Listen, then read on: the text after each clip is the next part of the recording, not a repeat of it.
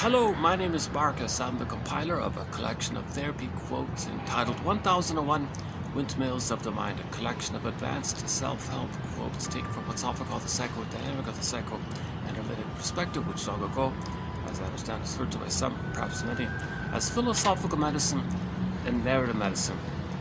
Philosophical because we're speculating about around the theory that what we do on the outer, our behavior outwardly,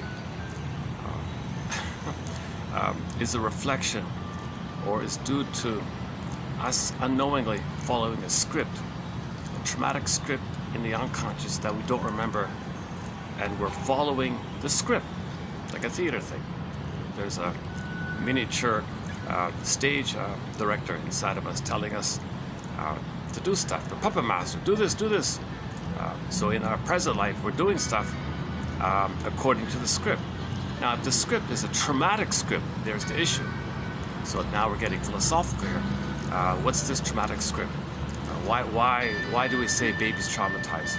Well, if the baby has needs for its development, and those needs are not met, it's kind of intuitive. We can't, I think no one would disagree with it. If the baby's hurt and he's in pain, if he's showing pain and screaming and crying, we know he's in pain.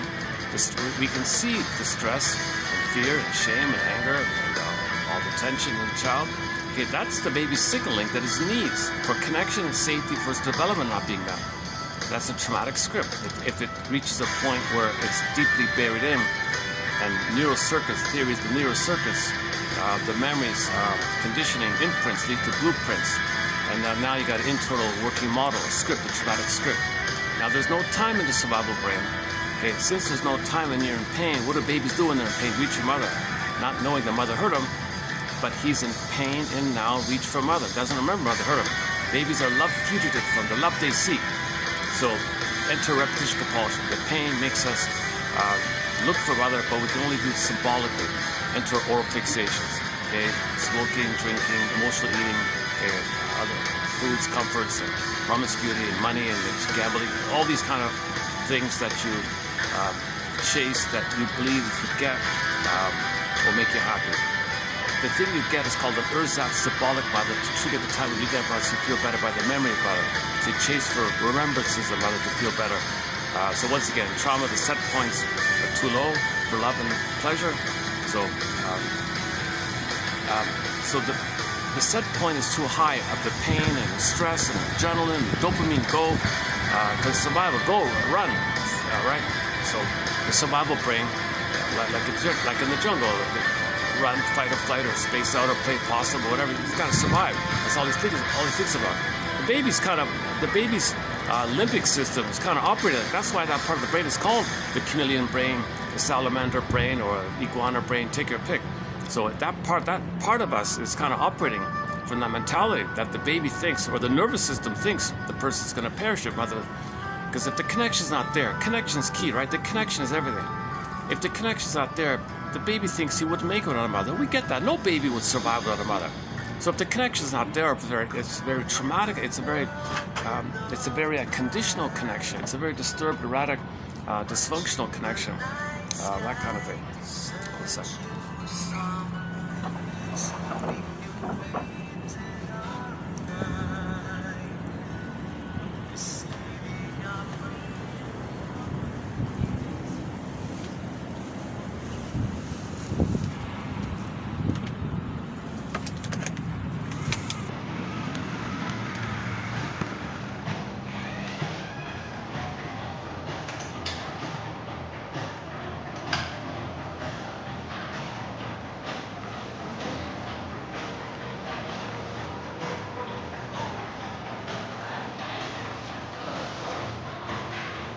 When the smokers come out here, so I can hang out here for a bit.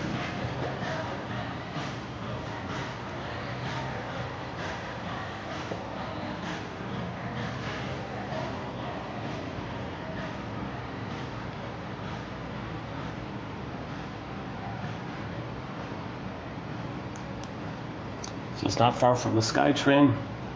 Great little place here.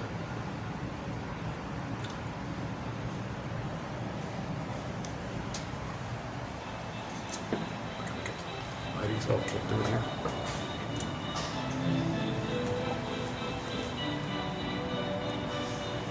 So basic common sense. No baby. We know that. Everybody knows that. We saw the horrifying, disturbing to watch video of the orphanages, and the guy filming it just lets the baby die because he wanted to film the baby dying to show if there's no mother, the baby dies. He wanted to film it to document it. Why couldn't the guy put the camera aside and save the baby? It's sad, incredibly sad, right? Famous orphanages back then. So it's pretty clear. If any animal, any mammal is left alone without the mother in the very beginning, they would perish. So babies included, monkeys, cats, everything, puppies, you name it. They all have an imprint and bond and connect. Come on. So that's why the baby's survival part of the brain, the limbic system, is freaking out. Stress, adrenaline, go, fight or flight, prepare, adrenaline, stress, revved up. Okay, because you gotta fight or flight. Well, first you flee, but where are you gonna flee to? And you can't fight with the mother who's rejecting you. Your anger turns in itself because it's got to go somewhere. So you turn it because you're angry at yourself now. That's the perversion of your own anger to your mother. And mother says, you can't be angry at me. I'm not around for you. Don't bother me with your anger. Your need for love reminds me of when I was scapegoat. I hate that. I don't want to hear that. I don't want to see her cry. I don't want to see your needs. Babies cry for love. It turns in himself, and that's a self-painful thing to do. But he's got to find some tricky thing to maintain the hope that one day he'll get mother's love. So he attacks himself. That's the cry for mother's love. So it starts off with the line to the mother: tension, fear, block. Okay, anger, fury, rage, desperation, SOS, mother, SOS. Mother says, I don't want to hear your SOSs. So the baby's anger, which is a signal for love, a cry for love, block turns in himself. Now he's hating himself, criticizing himself, but that's the cry for love to the mother. Just rebound around. Like, imagine the water hitting the bank, crashes back in. That's a very painful thing for the baby to do, to hate himself, scream at himself, criticize himself, blame himself. He's scapegoating himself in effect. Like now he's scapegoating himself. Today's talk, right? Now the trick is he'll pleasurize it, a trick called psychic masochism, according to Berger. So the pleasure comes about because when you chase for symbols of mother with your oral fixations or your fantasies or other devices, you trigger the time of the womb utopia. Now the womb utopia, blissful feelings, and that blips up over the pain. So the pain is pleasurized by this. Now you're addicted to this. Now you're dependent on this. So now people can spend their whole lives in this mode of oral fixation. Okay? So sarcasm will do it. Infantile cynicism will do it. Either or thinking will do it. Thinking you're a king and a god, or narcissism will do it. Okay, of course, the substances and activities that stand it for other attitudes related to it, jungle mentality will do it. So you're kind of frozen, stuck. Trauma's a frozen kind of thing. So you're stuck.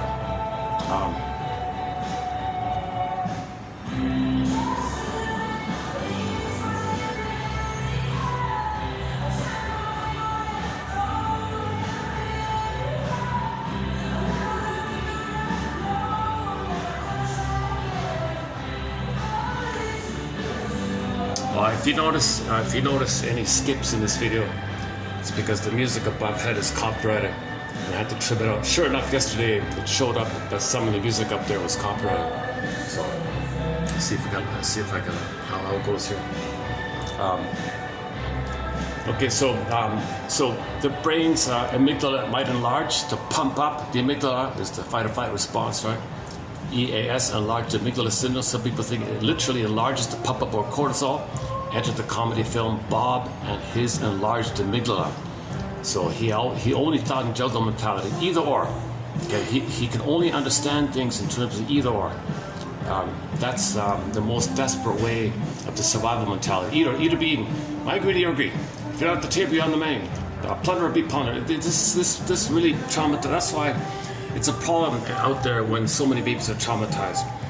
So babies are traumatized very simply when they are removed from the mother. The cord's supposed to stay. The placenta's supposed to stay. Okay, it's called a lotus. The lotus image, lotus birth. The baby's handed. The cord stays, placenta stays. Rhythm of bliss, rhythm of safety, continuity. Skin to skin. Don't wash. Hormones stay. Mother produces hormones for the child to connect with the hormones. The mother and the child bond with the hormones. Mother produces a flush of oxytocin for this process. If you remove the baby, wash him up, mother's hormones go away, betrayal. You gotta leave the quarter placenta, give the baby time to make the transition from the water world to the land world. He's a hero coming out, you know, might have had a battle coming out, and let him give him some time to get used to the new world, the land world, the air world, you know. The chord's a part of him, the placenta's a part of him, still pulsating, still sending blood, oxygen, nutrients, part of him. Indigenous people keep saying, you know, it's the child's life, like a support system, power guardian animal, support power system, I don't know. It supports him. It's some kind of angel, guardian, power animal, angel system, some kind of system. It's a part of it, and it's there for him. You're gonna remove that. You're gonna betray the baby by taking that away from, and remove it from the mother, put them on a scale, and wash away the hormones. Now we can't bond. All these kind of things. So that'll do it. You know. Then the amygdala might pump up. Now he's in survival mode. He won't trust again. Basic trust gone. He'll think the world's a jungle because his anger is attacking himself. Now he's dealing with his own anger, attacking himself, because the mandate is future mother, but it perverted into rage, and it double perverted because he's attacking himself. Triple perverted, he's got a pleasure, right? And they get addicted by chasing for symbols to trigger the womb utopia. This is called ATM, addictive trigger mechanism. There's that self-object by from a book called Narcissism in Wonderland by Almana Paul, and Psychic Masochism Theory by Edmund Berger, all throughout his books like that. And the set points theory is by many authors. I learned it from John Off in some of his books. Now, trauma is a time-freezing thing. So he's in a timeless kind of thing. But there is time, but that's why there's no time. Now, what does a baby do when he's in pain? Yes, he tricked himself by pleasurizing him, using different tricks of the mind like that, but he's still deep down in pain. He still wants mother's love. He still wants the connection. He still wants to develop. He still wants to resume develop. He still wants to be himself. He's born to be himself, born to be embodied, born to have his vital self, his authentic self, his true self, his embodiment, his being. He's born for that. He's born to be with himself, connected to himself. He's born to express his unique gifts that the Great Spirit gives everybody. He's born to be himself like that. So again, trauma, that's the pride. So this in fairy tale, they symbolize this by the princess flying away, or in a coma like Snow White, in a tower like Rapunzel. Earth opens up his core, the core of the person, core vital gets yanked down, chasm, soul, and numb. Then in the color, emotional body goes flat.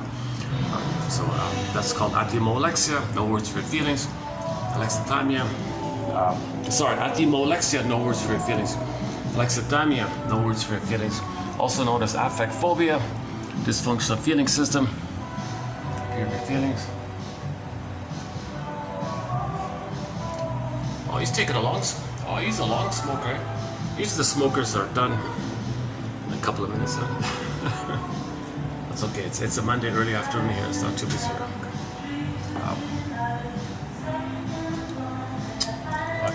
Maybe I can just sit inside. Hang on a second. Let me just get some easy.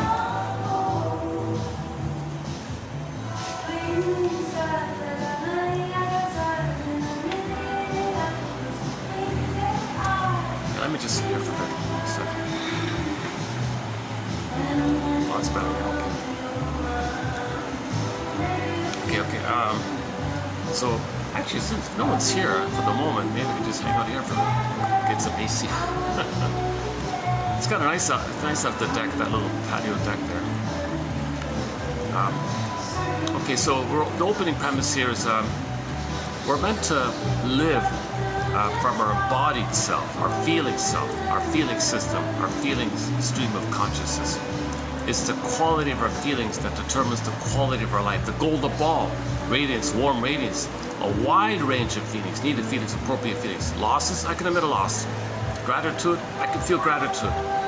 Share what's going on with me, I can do that. Make an I statement, I can do that. Intimacy, I can do it. Companionship, love, sharing. Not using you as a symbolic mother, or not using you as me and I'm going to do to you, mother. Not these kind of things. You have what's called secondary interdependency, mutuality, thou to thou, person to person idea. So you have the normal state of affairs. That's what we're meant to be from the quote-unquote human side, being the feeling self. So once again, the brain has three parts: survival, feeling, mammal. We're mammals, right? Hominids, mammals. The feelings are there. It took a long time to go from the salamander side to the mammal side. Like, come on, and then the mammal, and then it took a long time from the mammal to the hominid. Like, come on, we're talking billions, millions, tens of millions, whatever. We're now with a hominid, and then a bunch of hominids, only one hominid. Okay, out of somewhere in the Congo area, they say the Nile River Valley or something like that. Somebody said northeast Congo or the Nile River Valley or somewhere in that Ethiopia kind of area. Somewhere around there, the hominid, one person calls it Homo botuensis. There was a hominid called Homo botuensis. The missing link, I guess, right? and that's the hominid that grew the cortex, and we became Homo sapien. The other hominids that were around didn't do it. So we're the only hominid, and then we spread around, kind of thing. And it's confusing, but sure enough, it makes sense if you think about it. When people spread around, if you settle into place over a period of time, there'll be some superficial variations. Okay, sun exposure, diet, how you eat, just it's lifestyle, diet, how you live, basically. And over time, there might be trivial biological variations. So if the babies are in a colder place, I don't know, one theory is that babies are being born in a colder place. I don't know, maybe there was more trauma in the colder places, so the pineal gland got damaged, one theory. And the pineal gland is responsible for the production of melanin. So we all know melanin is responsible for the color of your hair, eyes, and skin tone. So if the pineal gland is damaged due to trauma, one theory, then the hair color will go from its original, without melanin, it becomes blondish or whatever, reddish or blondish, right? And the eye color becomes bluish or greenish, like that. And the skin tone, well, instead of a shade of brown, it'll be a shade of beige. You lose the melanin, you lose your tan, so to speak. That's one theory. But trauma to the pineal gland, if babies are removed and separated for whatever reason back then, I don't know. Or the other theory is over time, due to interaction with the sun, that affected the melanin, the pineal gland, the whole system. We don't. Nobody knows exactly that kind of thing. Diet, milk, meat, maybe bigger. But we all had a variety already. The Great Spirit gave everybody a variety. So there was already a variety of soma types, right? Ecto, meso, endo. There was already a variety like that. So constitutional form. There's always every animal, every hominid had little varieties like that. So you'll find that naturally anywhere, right? But people in the colder places, it seems there might be more trauma there. I'm guessing maybe those, just a question mark, maybe those more trauma there for the reason. And the trauma there led to the changes like that. Now, the trauma gives you a sense of infantile megalomania. The trauma makes you take refuge in narcissism. I'm entitled, I gotta get mother's love, I enter greed, enter I don't care, enter envy, enter pillage and plunder. So, and then the only identification and the either or is you arbitrarily pick something. So they identify with milk as a symbol of mother. So the first food is milk. Okay. Now the unconscious associates food with mother. So mother and milk. So maybe they think like that.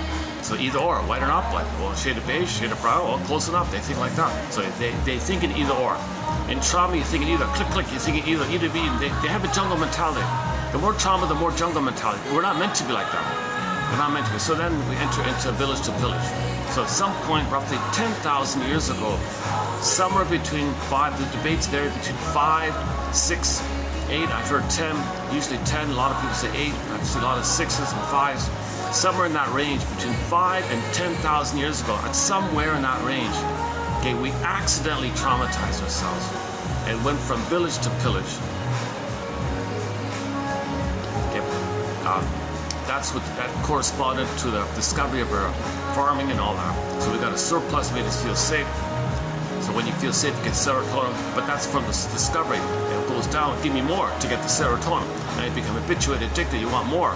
Somebody said, don't do that, you'll mess things up. That's the indigenous voice, right? But when you're addicted, right? So give me more. So how do you plunder? Before we were Homo traumacus, we were Homo sapiens sapien, right? We were still natural. I mean, before we were traumatized, we were human family, earth family, okay, normal kind of state. Babies were loved, babies were nursed. But then 10,000 years ago, the switch, somewhere a gradual or sudden, I don't know, switch took place.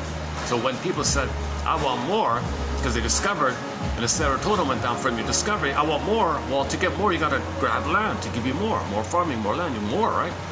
well, it's not natural to force people and grab and to do this kind of thing. It's out of our natural state. So except for the children. So somebody said, hey, wait, I got an idea. We'll traumatize the babies by removing them. So for the first time ever, babies were removed. The cord was removed. The placenta was removed. Babies were traumatized. Now in the psychic structure, they felt plundered, betrayed, violated, okay, scapegoat or whatever. They feel pain and poverty, and that pain is called debt I owe. Mother's good. Babies think mother's good, I'm no good. They always think either or. I'm no good, mother's good. Click, click. They think either or like that.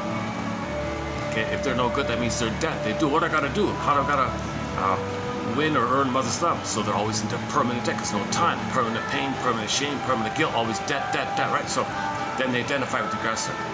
They identify with the aggressor. Okay, and repetition compulsion. When you make the Faustian deal, identification with the aggressor, Faustian bargain, Faustian pact, talent, feeling, talent, impulse. Okay, but when you make that, that's a coping strategy. You think you're gonna undo and not feel the pain of being passive victim. You're gonna be the active one. You're gonna be the active one. So others will pay you, be the passive you. That starts off the plundering. Now you traumatize the baby. They got the wiring in. Identify with the aggressor and do to others what was done to them. So the outer is a reflection of the inner. Okay, here's the philosophy idea, right? The outer is a reflection, as above, so below. So now you can have an outer sociological behavior, the phenomena of plundering and pillaging and giving people poverty, giving people debt and stealing. Give me your stuff. Robbery, take your debt, you owe, give me, right? And it's greed like that. Okay, that's a perpetual cycling. Because in the unconscious, there's no time and the memory and the reach and the drive. Mother, reach for mother, she rejected you. You become her, reject yourself. Ouch, find others to reject. Okay, so you gave, your mother, it's not really your mother, it's your own anger puffing to a monster in your mind. Okay, it's a combination, dreams condensed, it's a combination of your mother rejecting you, not being around for you, the guy ripped you away or something fills in the hole of where your mother should have been. In the psyche, there's meant to be a memory of mother soothing you, loving you, being there for you, sweetness and tenderness, affection, called attunement, okay, and mentalizing and considering and love and understanding and being there for you and all that stuff. That's kind of missing. So there's a vacuum there. Well, what fills in? Your rage, crying for that. Your rage cries for that. The rage, mother rejects the rage, but the rage is to her and to yourself. To her, to yourself. This rage to yourself, poof, monsters are there attacking you. You identify with this invisible, vague entity or something. That's a tie to the mother, linked to the mother. To have a hope for mother, you imitate your rage at yourself. But if you're imitating the rage at yourself, you're shaming yourself. To disperse the tension, to draw away the tension, you need an outside, a third, emotional chunk. You need somebody on the outside, okay, to believe is you. Okay, that way you treat them the way you're treating yourself. That disperses the tension. You're the mother treats herself the way she treated you. If you treat others the way you're treating yourself, it disperses and discharges. You feel a little release, tension release. So the cycling is, okay, others are told to hand over. Hey, give me your stuff, right? Because the baby thought mother said that to him. The baby thought mother plundered and pillaged him. So you become the pillager. You pillage outwardly to reflect how you were pillaged inside. You feel pain, debt, due, poverty, guilt, shame. So you give other people poverty, scapegoat, all that stuff. And then you got to hand over, and you always say they're in debt because you always feel good. If you always feel good, you say they're always in debt. Play the song Call It Fill in the Blank by the folk singer Bruce Coburn. Fill in the blank. Call it, fill in the blank. If you want a song that summarizes the plunder system in under 4 minutes, play the song Call It, Fill in the Blank by the folk singer Bruce Coburn, live or studio, they're both okay. The live one, he gets a little animated. I prefer the live one, he's a little more animated than the live one. So it's simple, right? There's a lot of material about the machination of the plunder system. But that, whatever the details are, so what? The broad message is there's plundering going on, there's pillaging going on. Why? Well, we're trying to know that we were pillaged and plundered. That mother plundered and pillaged us. We're trying to know this. We don't remember, so we repeat and act out. Transfers acting out, symbolic acting out, recreate, reenact, memory repeating, working through. We don't remember, so we repeat. Now, when you repeat, there's two ways to repeat. You play yourself and others reject you. Or you play the rejector and you reject others who are you. So it's a passive active idea.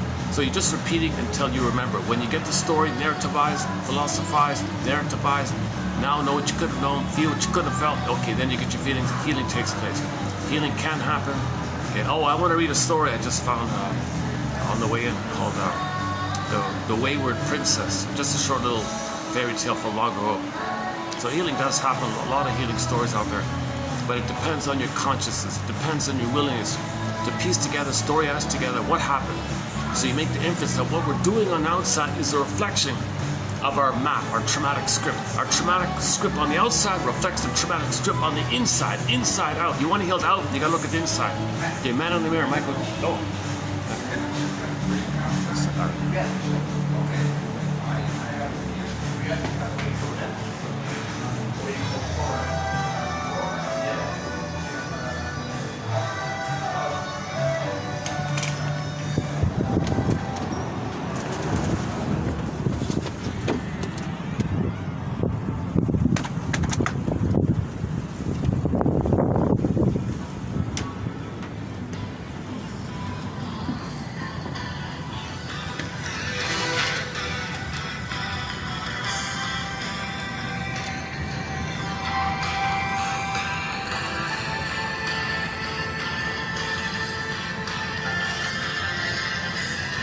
I didn't plan on going on this rant about the plunger system. To do it justice, it's a 55-hour discussion. It's a topic called 55 Symptoms of Homo Traumicus, based on the as above, so below. And I run through 55 examples that I don't know, just coincidence or cherry picking, but uncannily, it kind of fits it to a T, that what we're doing on the outside mirrors to a T something that we can imagine is going on the inside. Man, oh man, they need to be needed. Play the song, the Cheap Trick song. I need to be needed because the oneness. Okay, no, I can't get started with that. That's I need to be more refreshed, more rested, in the right frame of mind, and in a calmer mood or something. I'm still a little anxious here today. All right. So by the way, before I forget, this video will be part 4 of 4 on the topic of scapegoating, our most recently added chapter topic to the collection here. So this is our 67th now, I think. Our 67th topic is scapegoating. We did 3 already.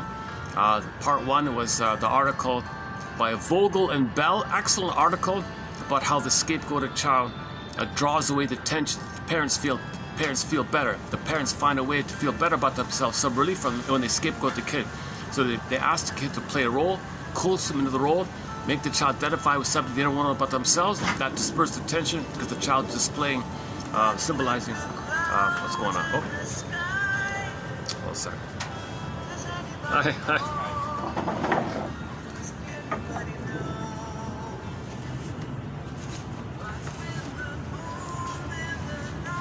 I'll give you the shade. Let me take my stuff here.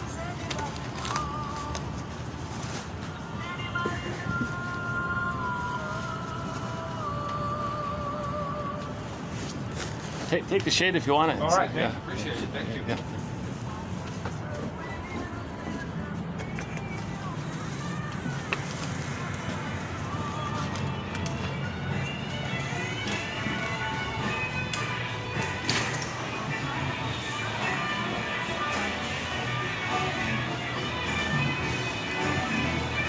I thought he was going to sit inside, huh?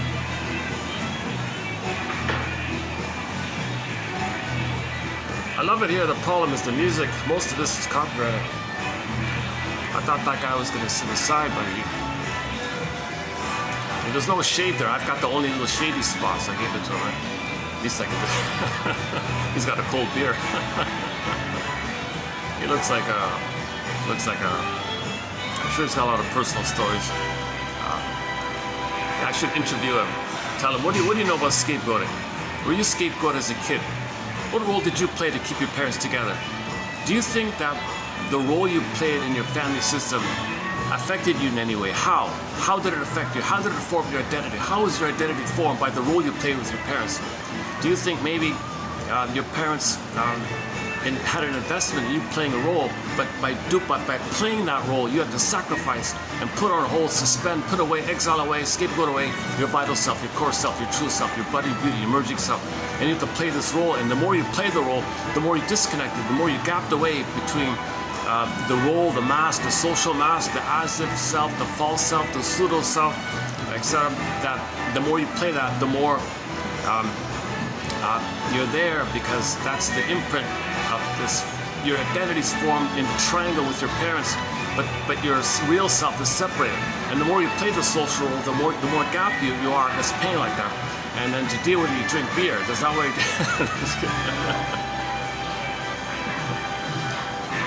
Probably get angry. So you got to be careful with this material, right?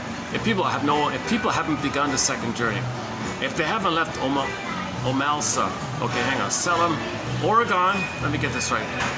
The state of Oregon. You got the O there, right? There's a city in the state of Oregon called Salem, S-A-L-E-M. You take the O and the Salem, put it together. The first letter, O, S, A-L-E-M. Oselma, oh, there it is, Oselma. The author, Ursula Le Guin, has a short story called Those Who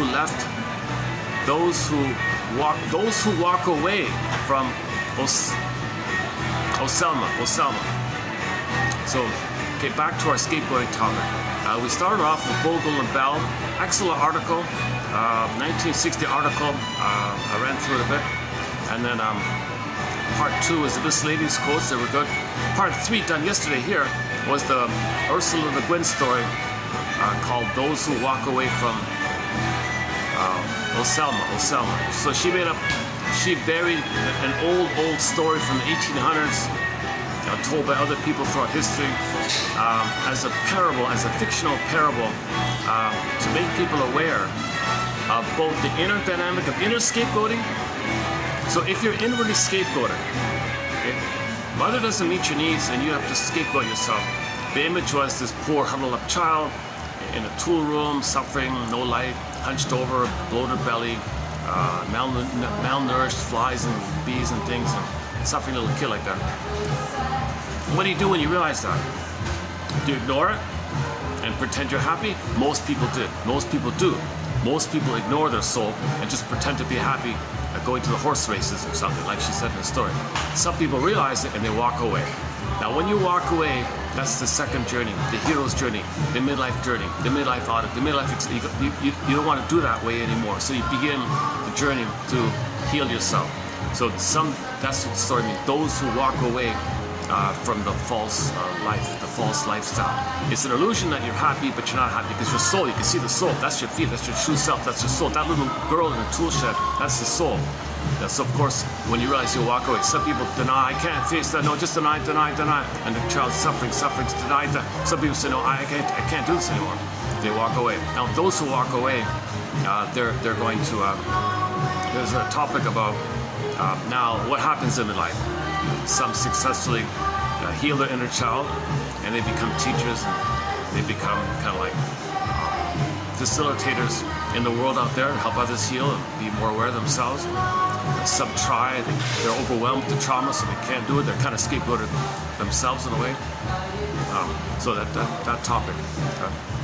Or you can use the story as above, so below. Back to that again. Oh my, here's another as above, so below. And come to think of it, here's another as above, so below. So in the below, you got the wounded girl in the tool shed suffering, and the people in the town say, I don't care, I'm having a good time at the horse races. Oh, there's a girl there? The story is presented as the reason they're having the good time is because that girl's there. If that girl's not there, they'd freak out. They can't handle it. They need the girl there, so they deny it. That's the metaphor, that we deny our the vital self being exiled, and we pretend to be happy with amusements. So they're engaged in lots of amusements, hedonistic. It's presented as they're having. She doesn't tell you it's an authentic happiness. She leaves it vague like that for you to figure out, right? Okay, so that's for a psyche, for a person. That whole story is like a person. Like that whole short story of hers kind of describes like a mind, right? Like the mind of a person. So in the mind of a person, you have Osella, that's your false happy living. Oh, I'm happy, right? But you got the wounded soul in the tool shed suffering, little girl, that's your soul. Feminine, it's a girl, so feminine, it's a girl, right? Usually the soul is feminine, usually it's a girl. It could be a boy, but typically speak, the soul is called the feminine, like the being, the moon, the feminine, the calm. So they use a princess, so she's a baby 6-year-old potential princess, but she's suffering like that. So you function because you have a soul, but your soul's wounded, but you don't want to know it, and you don't have enough ego to realize it. So until you do,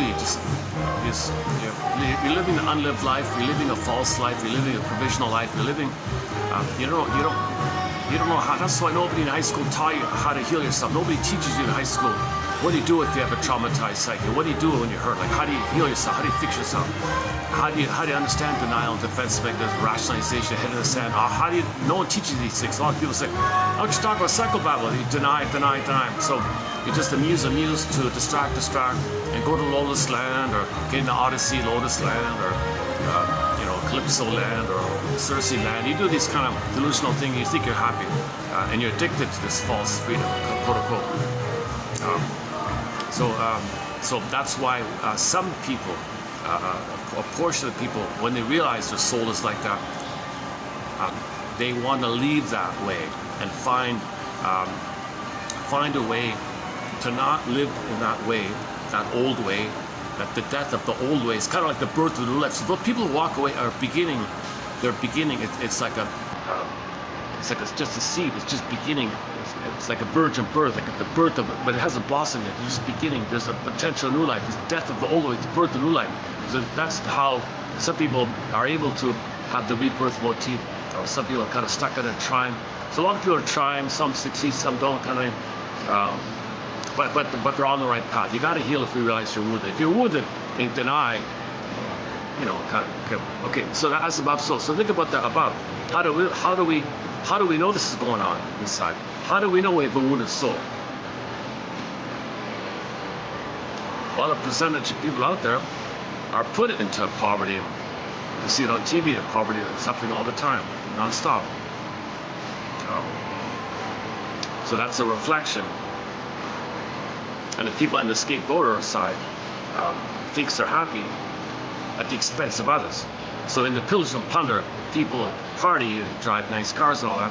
People party, but they don't know that it's because billions of people are suffering. They benefit off this. So the plunder system is that you, quote unquote, 20% of a good time, people drink wine all day, whatever, and they don't really think about or care. Head in the sand, willful ignorance, head in the sand, ostrich. I don't want to know, I can't face, I don't want to know. You mean this, I'm doing, how do I deal with this? I'm helpless, I don't know what to do about it. Don't talk about it, don't think about it, don't mention it, don't talk. Let me just enjoy. So that's the self, that's the parable of the self. Those who walk away from, I wish he chose another name for that town. It's fantasy, fairy tale, utopia town for all, self. Osmela. Selma. I got to remember O for Oregon. Okay, Salem. Reversed. So O-M-E-L-S-A. So Omsela. Omelessa. Oh, for Pete's sakes. But she said that's her most popular, most talked about, most oftenly requested story. The story that got the most reprints, the most letters, the most discussion. Although her other stuff went into films, people, that's cute, that's nice, but it's that one there that one talks about, this one there. So I let the phone read it out yesterday for 10 minutes. Easy to find, it's widely available. Those who walk away from Selma. One second. O-S-S-E-L-M-A.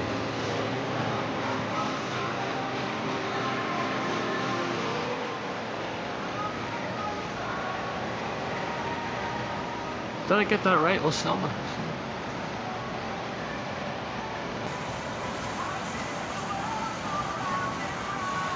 Doesn't make sense. A-O-A.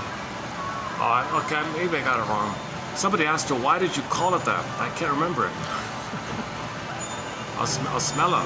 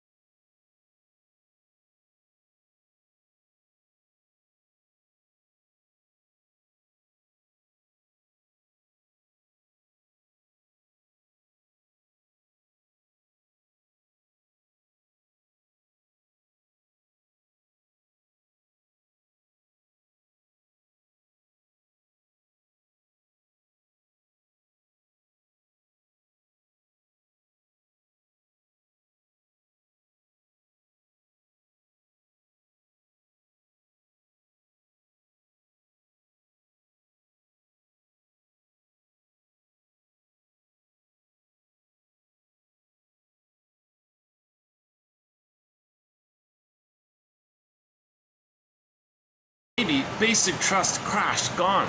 You heard no noise. The wreckage was then an old cunning tale that let no witness it. Then the soul flies away, pin in a collar, most of the body goes flat. Except then it's simple.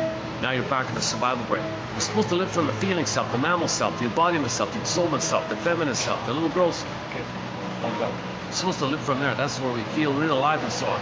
But if we're coming from the survival amygdala plane, either or jungle, either or, then what it does is co-ops the cortex. The thinking cap's supposed to serve the feeling self. The survival brain is an archaic thing for your automatic issues. You need to worry about, like breathing, sweating, and little physiological things going on. That's not supposed to be too flared up. It's not supposed to be too. It's only supposed to be activated if there's a sudden earthquake. You got to run, just certain temporary, and then you go back to normal. But if you're too traumatized, it's enlarged and it's frozen. That's what Bob had, enlarged amygdala syndrome. If your amygdala is enlarged or pumping up and it's set, it's supposed to go back to its normal place. It's just a temporary, like a cat gets startled, he jumps, he calm again. Right? You see a cat in the road. Oh, this will be copyrighted. Or you see a cat on the road. He might run away, but he's calm again. We don't have that. We run away. The baby runs away. He's permanently running. These kind of bodies holding up, tension, hypertension, hypervigilance, hyperalert. He's kind of always like that, right? Because the body's holding it, the body armor. So you can see it in the tense muscles and tense like that.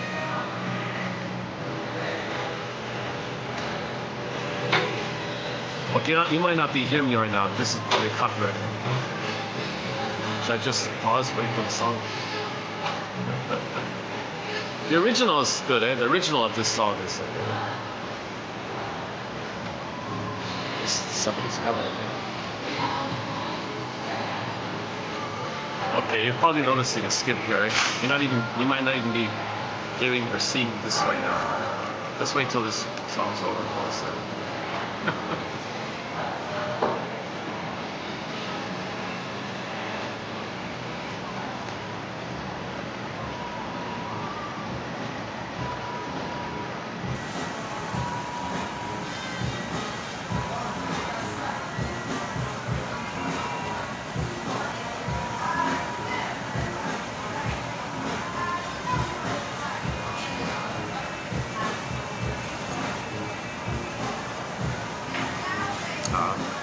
Where are we here?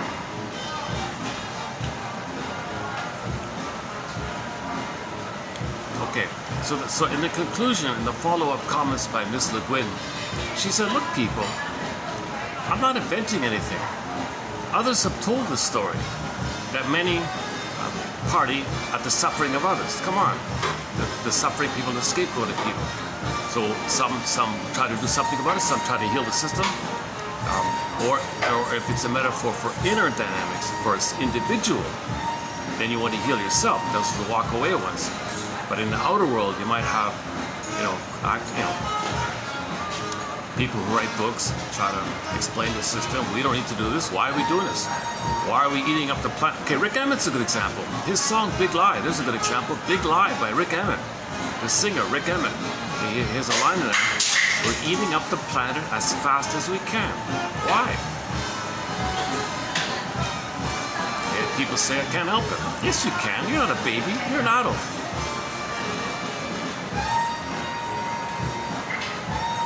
So maybe I can go out.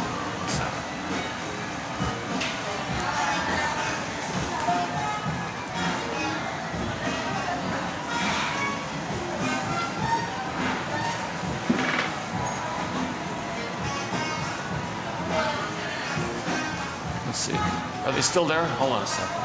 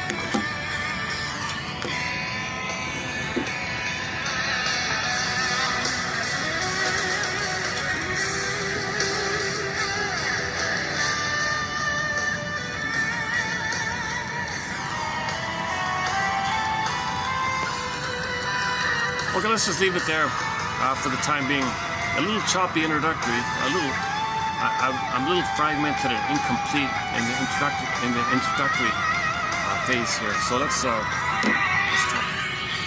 let's jump into today's quotes. So today will be mainly on a book called The Scapegoat Complex by Miss Sylvia Pereira. I don't really know her.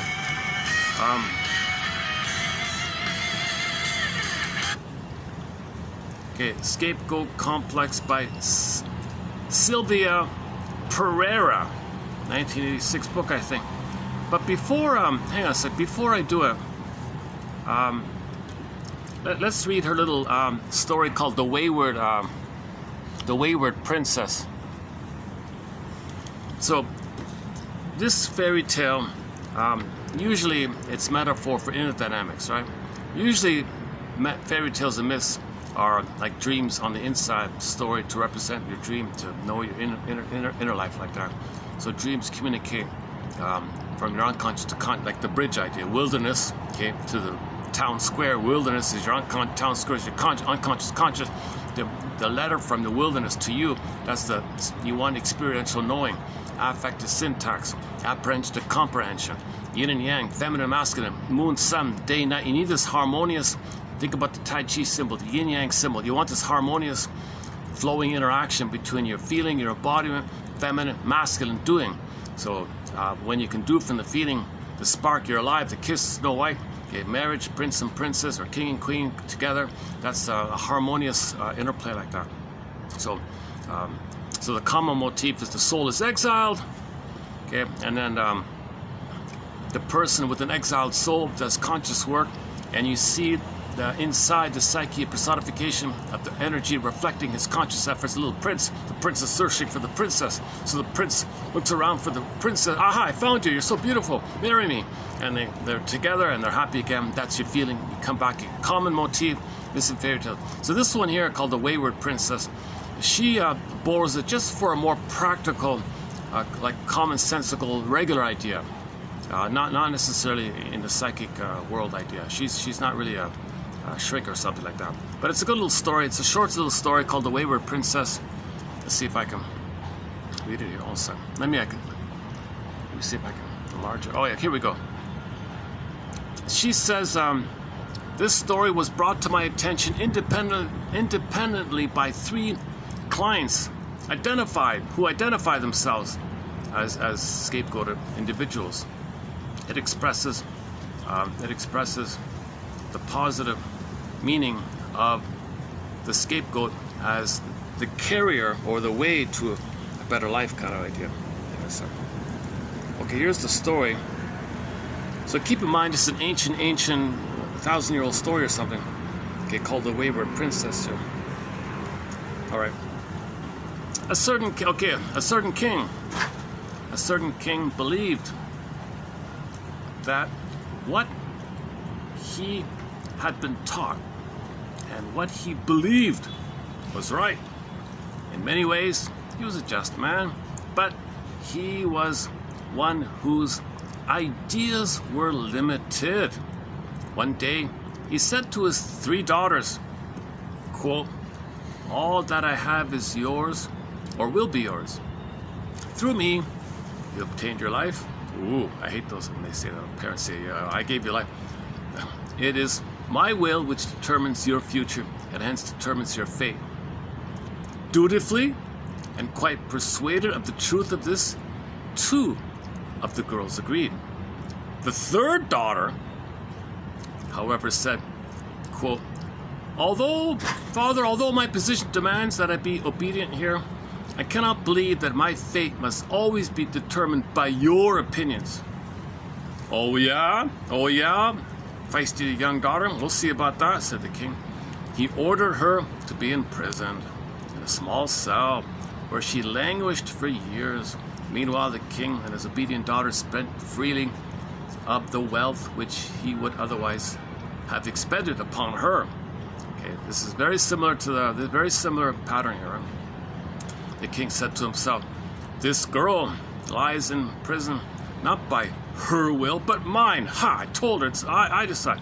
This proves sufficiently for any logical mind that it is my will, not hers, which is determining her fate. Okay, let me sidebar. This is a good metaphor for how our identity is set in by the role we play in the family system. So the role the kid plays kind of determines their identity. She's saying, I want out of this. I'm not meant to be trapped and undeveloped, arrested developed, because I can only develop where you're undeveloped. I don't want to be faded by, I want to be myself. So the third daughter, the voice of the third daughter says, right? All right, back to the story here. The people of the country, hearing of their princess's situation, said to one another, quote, well, they're shrugging their shoulders. What's going on here? So the residents of the kingdom, okay, again, thousands of years old, right? It's a made-up imaginary kingdom from long ago, and the story's old. And in the old story, it's about an older time, right? So this is far off, once upon a time, in another world, beyond the 17th ocean, past the 10,000.2 mountain, down 30,000, 17 billion tunnels to another world. Next stop, Twilight Zone, behind the mirror. Okay, so the people of this place, they were gossiping amongst themselves. One of them said, well, I don't know, I guess we don't know what's happening here. What happened to the princess? We don't think of our king as being a bad guy. I guess she did something wrong to deserve it. Jeez, I don't know, unquote. So these people in the town, they had not arrived at a point where they felt the need to dispute the king's assumption about rightness of everything. So they're unaware, right? All right, next one. From time to time, the king visited this little girl. Although she was pale and weakened from her imprisonment, she refused to change her attitude. Finally, the king's patience came to an end. Your continued defiance, he said to her, will only annoy me further and seem to weaken my rights. If you stay within the realm, I might really lose it here. I can't, you know. What I'm going to do here is I'm going to banish you into the wilderness. Okay, this is a wilderness inhabited only by wild beasts. Unconscious, right? So you gotta, there's two levels here, okay? Unconscious, wild beasts, and such eccentric outcasts who cannot survive in our rational society. There you will discover whether you can have an existence apart from that of your family, and that if you can, whether you prefer it to ours. You see, so this is when the father and the mother depend on the kid to play a role. They're using guilt trip tactics, pressure tactic. You can't live on your own. You want to be dysfunctional to make us feel better. You want to play the role of unhappiness and misery and scapegoat to make us feel better. You can't make it without us. You want to try? Okay, try, and you'll realize you'll come running back, kind of thing. His decree was at once obeyed, and she was conveyed to the borders of the kingdom. The princess found herself let loose in a wild land which bore little resemblance to the sheltered surroundings of her upbringing. But she soon learned that a cave would serve for a house, that nuts and fruit came from trees as well as from golden plates, that warmth came from the sun. What are the golden plates? That nuts and fruits came from trees as well as from golden plates. In the wilderness, what comes from golden plates? I have to look that one up. And warmth came from the sun. Golden plates. What in the wilderness is she talking about? The golden plates. Fruit came from trees as well as from golden plates. Oh, fruit came from golden plates. Fruit came from, is that like pineapple? Are these like this wilderness had a climate and a way of existing of its own. After some time, she had so ordered her life that she had water from springs, vegetables from the earth, fire from a smoldering tree. Here, she said to herself, is a life whose elements belong together, form a completeness, yet neither individually nor collectively do they obey the commands of my father, the king. Okay, so for personal, now you're linking with yourself, connecting parts of yourself. Now you're knowing yourself, understanding yourself, things are linking up inside, and you're getting better like that. One day, a lost traveler,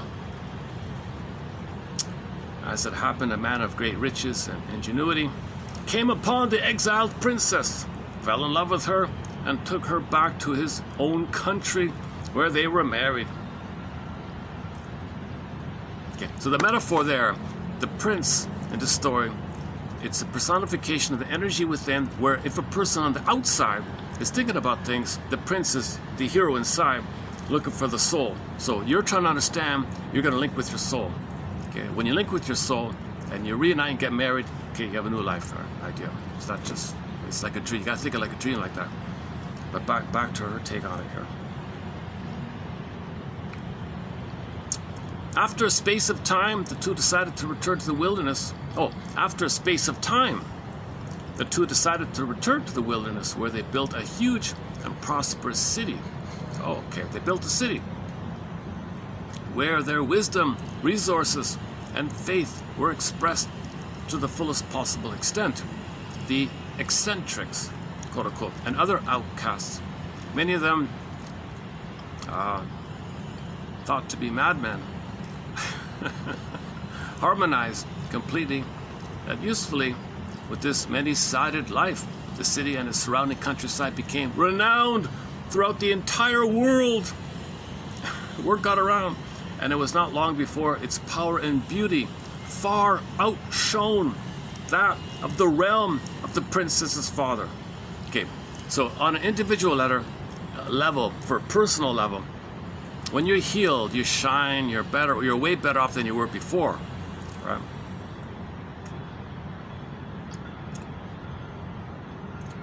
By the unanimous choice of the inhabitants, the princess and her husband were elected to the joint monarchy of this new and ideal kingdom. At length, the king decided to visit the strange and mysterious place which had sprung up in a wilderness, and which was, he heard, people, at least in part, by those whom he and his like despised. So the king hears about the place, right? All right. So he decides to visit the place. All right. As with bowed head, he slowly approached the foot of the throne upon which the young couple sat, and raised his eyes to meet those whose repute of justice, prosperity, and understanding far exceeded his own.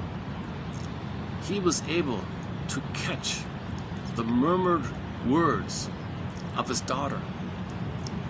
You see, Father, every man and woman has his own fate and his own choice.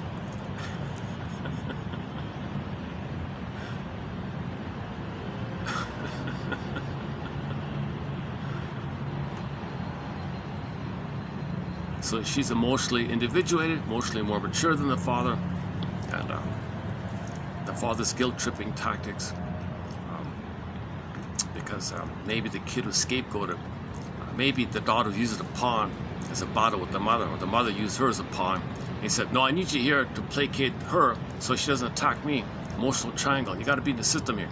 No, thank you. You see, Father, every person has his own fate and their own choice. In the tale, exile provides the impetus to re-sort, sort, reconcile and redeem the old value system, and permits the establishment of a new kingdom. In this new kingdom, the old collective values left behind. You just outgrow it. So things are outgrown. So there's no rebellion like that. And the new kingdom is set up in the wilderness.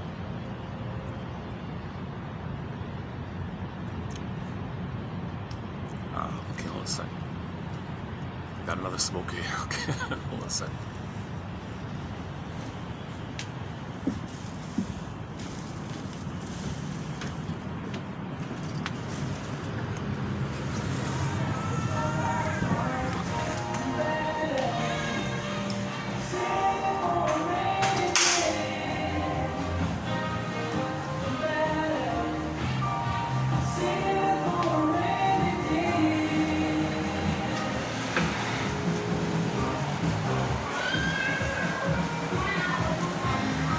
Actually, the good thing is I get some AC when I come in here. The disadvantage is you might not even be hearing this.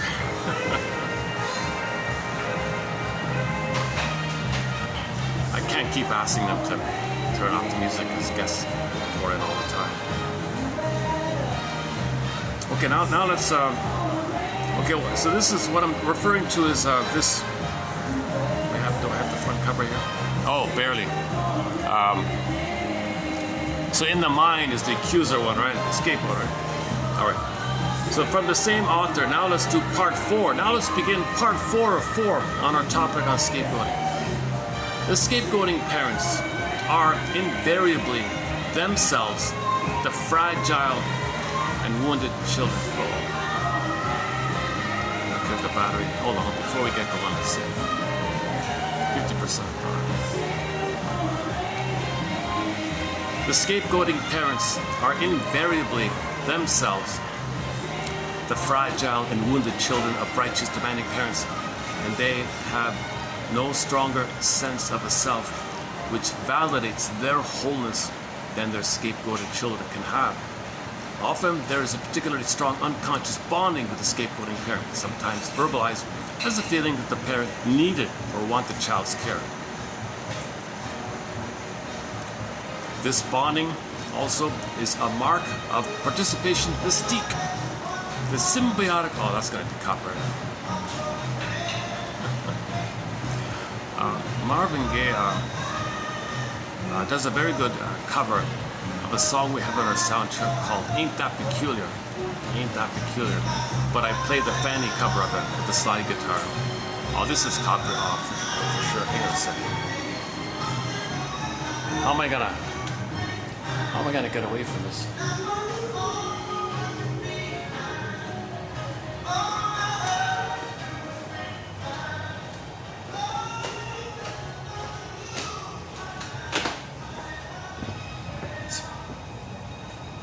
Let's see if I can get you here for that. Just wait till that song is over. For sure this is copyrighted, this one here. Man, I ain't supposed to cry. Okay, so the trauma bond, okay, participation mystique. Okay, this is known as some kind of a, the jargon is projective identification. Okay, so you project something about you that you don't want to admit. You just make yourself believe the other person has it to distract you that you don't have it, called projection. By the way, sidebar, projection is the means of bringing repressed material to consciousness. So you don't want to miss something, you say that they have it. So blaming, finger pointing on you. Yeah. Three back, 1 forward, 3 back. So anyways, you say the child is such and such. That's part 1. Part 2 is you want coax, induce, emotionally blackmail, frighten, scare, stalk, tactics, coerce, manipulate, induce, prod, threaten, scare, condition, classical conditioning, to make the kid accept that, and he believes it, and he identifies with it, and say, aha, now, okay, now you feel relief. That's the scapegoat, because it's not about himself, it's about the parents. He's playing something that represents, symbolizes something the parent doesn't want to know. That's the scapegoating dynamic called protectification. Okay, and this is via the field, this psychic contagious field called the participation mystique, unia mystica, participation mystique, where they're kind of one like that. All right, like the child who saw that the emperor's fabled robe was imaginary. Their vision often pierces the persona because it is attuned to the deeper layers of the psyche. So people who are scapegoated, they tend to be in that fusional wiring. So they go through life with this kind of hypersensitivity to pick up what other people are thinking and feeling, all that. It's problematic, so they're oversensitive. Sometimes they're right, sometimes they project their stuff and assume what they don't know about themselves. So they're paranoid like that, or they're right. So it's problematic with this blurred boundaries thing. Because they arouse unconscious discomfort, their perceptions may be disregarded or denied, while they themselves are shamed and rejected, made to feel ease comparable to that aroused in those they seem to see through. So very scapegoated, traumatized people, you see them and they look like really bright-eyed or something. Are they really seeing me or something? I feel uncomfortable. Ew. I hate them because you think they're seeing you. But also there's a symbiosis issue here, so you don't want that kind of entrapment of so there's this ease of feeling around being people of skill. So double insult, they're scapegoated, and then if they see something, you seeing too much about me, you know too much about me, that makes me uncomfortable, go away. So like a double thing. This may occur even in infancy. When the parent suffers the fear of being found out. As one woman reported, quote, "My mother turned me away or averted her own eyes. She still can't stand to be seen by me because she thinks I see through her. I see through you. Baby, you see through me, don't you? I don't know if I always did, but she says it started when I was nursing. My being threatened her, forced her to see her own lack." Look at that, eh? So the paranoid mother, there's the paranoia. So the mother is a baby nursing, baby sees me, sees that I'm not a good mother. I hate this kid. Don't look at me, go away. You want me to be a mother. I can't. You're seeing it. I'm a scapegoat. I can't be a mother. I hate you for seeing that. Back up. So there's a complication. Here the inner critic is projected onto the child, who is feared as a carrier of unobtainable ideals. Such a mother cannot then bear to relate intimately to the infant, but the child's gaze exasperates her own unconscious scapegoat victim. Yeah. Yesterday's talk with the TLC. If the kid wanted TLC, click, mother's trigger. You gotta be kidding. When I wanted TLC, I was scapegoated. I'm reminded I was scapegoat. The pain. Don't remind me. Don't ask me for TLC, baby, because it reminds me that I was scapegoated. When I wanted TLC, don't ask for TLC, baby, because I get too much pain being reminded of it. So the mother rejects the kid, scapegoats the kid, to make the kid not ask for TLC. There is a taboo against it due to the long habit of identification with the guilty, incompetent, rejected one. On the quote-unquote magic level of consciousness, the boundary between client and therapy. So if they're in therapy, the client might recreate this participation mystique, right? Here, the two kind of are functioning from the client's point of view, where the client sees a symbiotic thing going on. So some kind of pre-verbal, spaceless, timeless participation mystique. Now, the therapist has to hold his ground, hold his sense of self. He can't lose himself to this, obviously, right? So he's got to maintain his orientation and just help her through that process. It's temporary. Right? It may ultimately not matter very much where the psychic boundary is, as long as the therapist can find a personal orientation and can see which role he or she is playing out and can disidentify with it. So this is called transinterpretation. The therapist has to interpret all this to establish the boundaries. You're you and I'm a me. You react that way. No, I would react that way, differently. So emphasize that he would react one way while she would react the other way to create some boundary kind of thing, not just join in, include. Oh, you would react that way, I would react. Oh, you think that, I think that. You can't do the one that, and then you're hurting. you're infantilizing and patronizing with this joining, mirroring, we're one, we're one, we're one. Some people, some counselors buy that idea, join them and do the oneness thing, and then they'll grow up. No, it's addictive, and they'll get a rage because you can't do it. So hold yourself and just make them aware that you're different. You're a person with your way. I'm a different person, and just help the person establish person to person, two people in the room, not one person, in the room like that. Participation mystique means one person. The therapist has to teach them there's two people in the room here. I'm a person with feelings. You're a person with feelings, and I respect that. And can you identify that I don't feel the way you feel, although we're humans, we're family and all that, but I have a unique. I have an inner child myself. Everyone's unique. We're not all carbon copies. I'm not your mother who was supposed to mind read.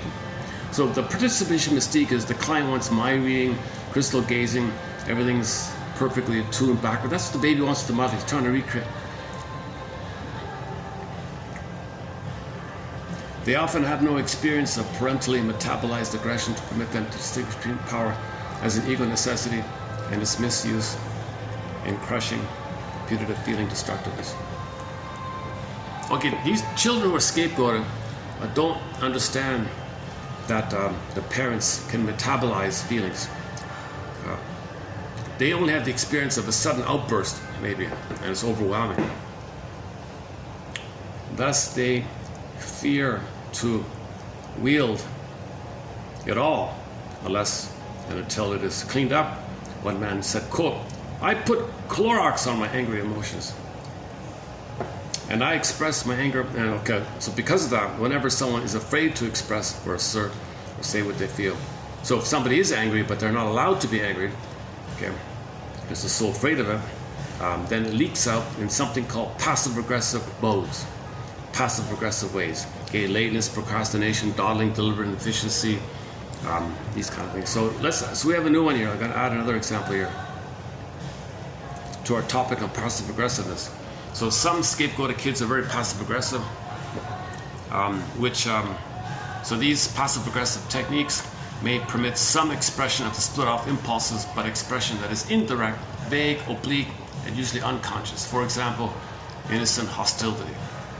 She didn't give an example of it. Innocent, so you play innocent, you play dumb. I think what she means, you play dumb. I'm innocent, I don't understand, but it's angry to say I don't understand, but you do understand. You're just innocent. I'm innocent. I don't understand. Okay. The baiting one. This is the drip by drip one. Baiting involves a safely veiled expression of the individual's own anger. This subtly prods the other into an outburst. Okay. This is the drip by drip thing. So the baiting is the drip by drip. So they do little micro things to annoy you. You can't call them out on it, because if you do, they say you're too sensitive. They switch it around. It's designed. The little slightly annoying things are designed to make you angry, but they're designed whereby they know you wouldn't mention it because you'd be embarrassed to do so. So that's the baiting idea. Sometimes the baiting is at least partially conscious. One woman put it this way. One young woman put it this way, quote, to be in control of emotion is strong and superior. When the other person goes berserk, I watch and secretly gloat. They love it. They love it. When a passive-aggressive person coaxes the other to show anger, they love it. They gloat. Oh, they're so excited. They don't know they're angry. They do it, and they're happy that other people are expressing emotion because they're afraid of emotion. It makes the other person twist himself into a pretzel. I love all this drama that I create in the other person. I feel this tactic. I watch and gloat. It's a tactic of being, yes, I'm bitchy if I do this. Yes, she says. I'm deliberately vicious. I'm cold-blooded, she says. But I feel, whatever. No one knows. At the same time, ironically, people don't even know, even myself, that I'm full of hatred doing this. Okay, unquote. At other times, the baiting is unconscious, in which case the aggression is felt by the therapist and others as projected affect. So the person is goading you, they don't know it, you just feel it. They didn't mean to make you angry. A lot of passive-aggressive people don't mean to make you angry. They're not consciously trying to make you angry. So it comes to you in a form of anger, but they don't know that it's them saying that or that body just. They don't know that the little things they're doing is designed to make you angry. They're not aware they're doing it, but you feel angry by it. So, did you do that on purpose? What are you talking about? I have no idea what you're talking about. So they don't remember, like they don't understand. But the body is coaxing the other person to be angry, so they can unconsciously gloat, but they're not even aware they're gloating. So scapegoated people have a hard time getting their anger out. One of the ways scapegoated people get their anger out is passive-aggressive techniques. All right, in other words. Another technique with passive-aggressive scapegoated children is this infantile thing called, "It serves you right when you hurt me." Or as one proverb puts it, quote, "My mother won't give me gloves to wear. It serves her right if my hands freeze." So you're trying to punish others by suffering, this self-masochistic thing. So the only way to get the others to suffer is you suffer. If you think you suffer, they suffer. That's all you want, to make them suffer, but you suffer. So, okay, the gratification of even small desires. The gratification, what are we doing? Can I go back out? Let's see.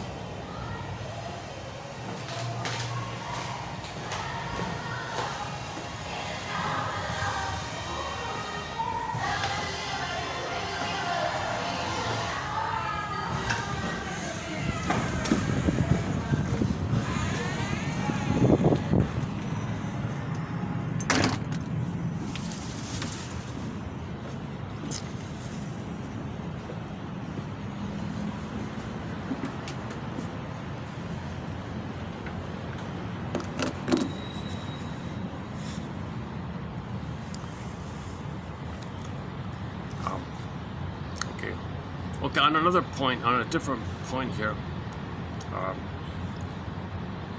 sometimes some scapegoated children are so love-starved, if you throw them a crumb, woo, they're so excited.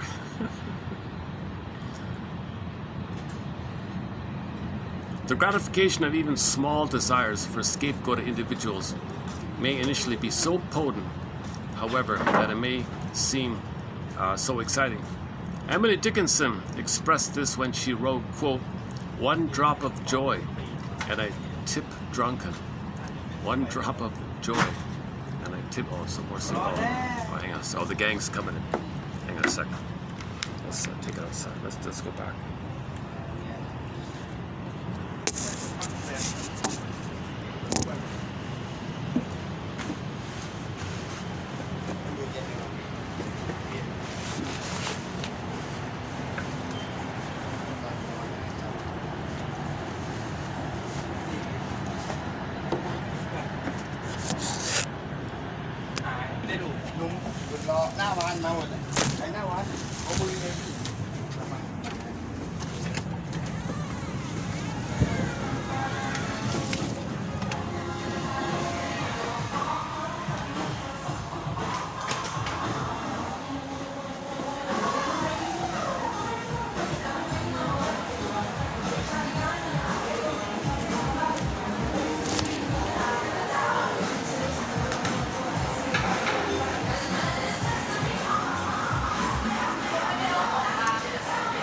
Too bad about the music.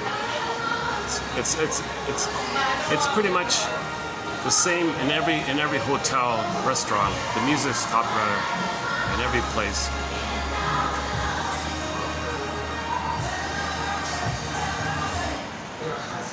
So this will be an experiment to see how much of this stuff is copyrighted. So you're probably noticing, you might not even be hearing this right now, right?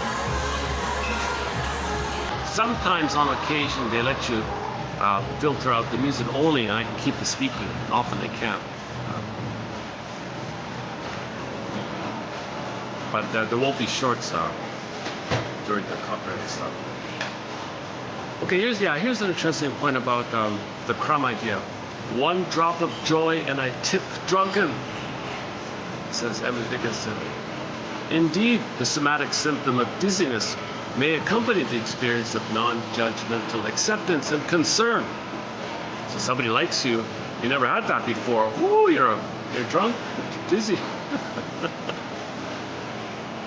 Gratification also may evoke an overwhelming gratitude. And that person might be so grateful to you, like that crumb of love and acceptance. In some cases, they might be overwhelmingly grateful to you. That the person who gave the crumb is afraid. Wait a minute, don't be too grateful, don't be too thankful. I feel trapped by this. So to avoid this feeling of thinking they might be caught in some situation where they're always thanking you or something, they might freak out and say something bad about you. No, I don't like you. I take it back. Gratification also may invoke an overwhelming gratitude that seems to threaten the victim ego with an indebtedness comparable to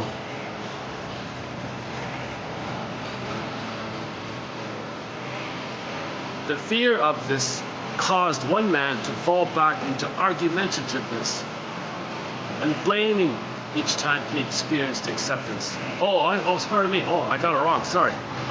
The person who received the crumb, sometimes he's afraid to be grateful to him. That means he owes him. I owe you. I'm indebted to you. He might think that if he accepts a crumb of kindness, the scapegoat thinks, I owe you forever. Wait a minute, if I owe you, I'm indebted to you forever. I don't want to, let me fight with you. No, I don't want that. I don't want your crumb. If it means I'm going to owe you forever. So they think all or nothing, either or, right? They have this either or thing. Remember, trauma, it's a lot of these conclusions is about finding both and of the situation.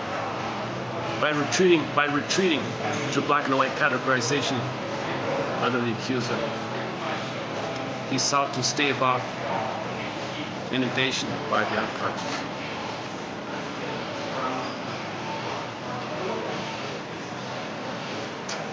Okay, the next part is I asked the AI to comment. Could you please comment on this book? So here's a few points they made here. Unlike normal guilt,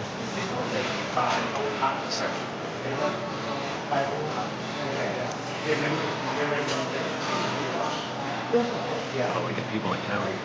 Unlike normal guilt, which stems from doing something wrong, the scapegoat experiences an ambient, like all around, like everywhere, environmental, like all constant, an ambient, existential shame simply for existing. So the scapegoat person feels constant shame just for being who he is. I feel shame.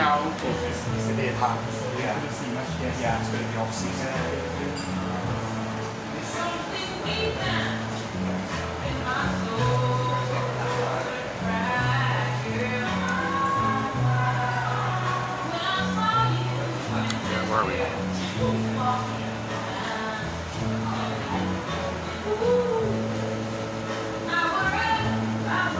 The client may oscillate between an intense, agonizing drive to be perfect. Okay, so scapegoated people have either or, right? They're going to try to be perfect to avoid further rejection. Otherwise, click self-sabotage to play the role I'm no good. I'm no good, you're good. If I can't be perfect, then I'm no good. This kind of right now. Okay, the therapist helps the client separate their true identity from the projections they swallow. The goal is to realize, quote, this shame belongs to my parents, not to me. Ironically, because the scapegoat was always told they were bad, they often repress their positive shadow traits, like healthy assertion. They're speaking up for themselves, personal power, creativity, boundary setting. The shrink helps them safely integrate these monsters, quote unquote. Imagine, okay, in other words, put it this way, AI does it like that. So put it this way, I'm paraphrasing what AI did here. In other words, put it this way, imagine a group of kids, like a team of kids playing a game or something. And that team, while they're playing the game, a window gets broken. Everybody in that team points to some outside kid. He did it. He's not a part of the team. He's not part of the game. Imagine a group of kids accidentally.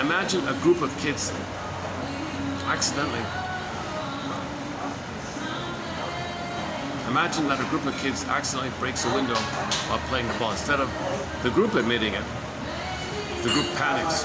They point to one kid who was not involved in it. He was just sort of to the side like that. And he says to the kid, not to the owner of the house, he said to the kid, "Hey, you kid over there, that window's broken. It's your fault." "What?" "Yes, it's your fault. You did it." "Hey, owner, it's his fault. It's your fault. His fault. Owner, it's his fault. His fault." They all scapegoat, right? Scapegoating happens when people are too afraid of their own mistakes, bad moods, jealousy. So they dump those heavy feelings onto someone else to make themselves feel better.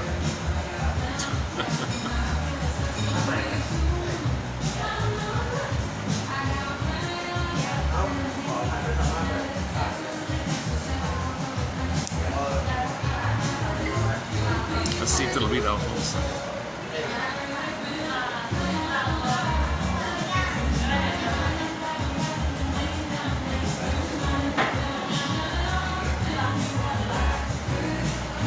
Sometimes it works, sometimes it doesn't. Maybe I can read out the wayward princess story. Oh, sorry.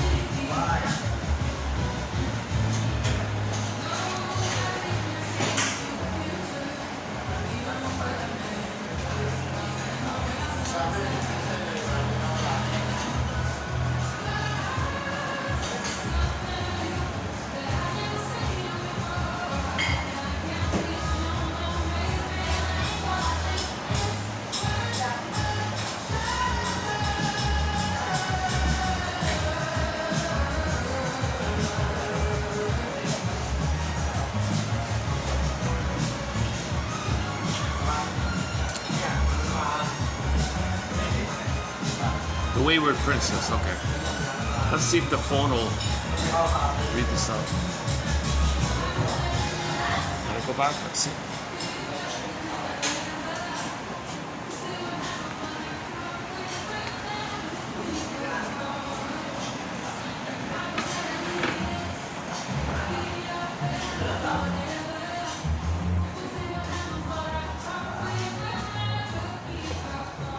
Oh, it's still there.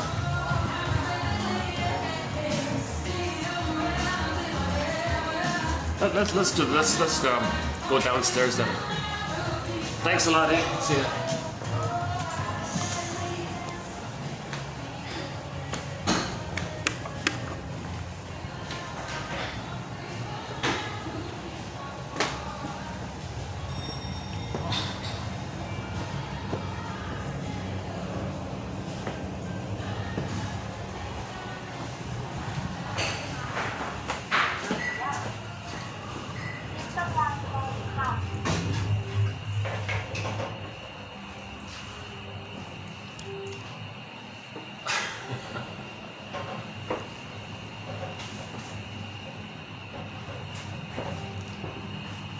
Okay, how are we doing with the topic of scapegoating? So the kid plays a role. It helps the parents to feel better about themselves. They don't gotta face each other. They're distracted. The kid's identity is based on this. And he doesn't know how to be himself unless he faces that family imprint that led to his personal imprint with the mother is reinforced by the family imprint. So it's a triad in the mind, triangle in the mind, so to speak.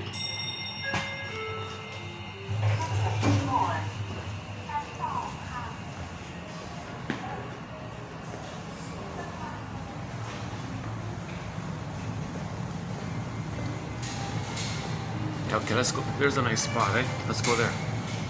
Okay, let's go down there. While it's briefly available.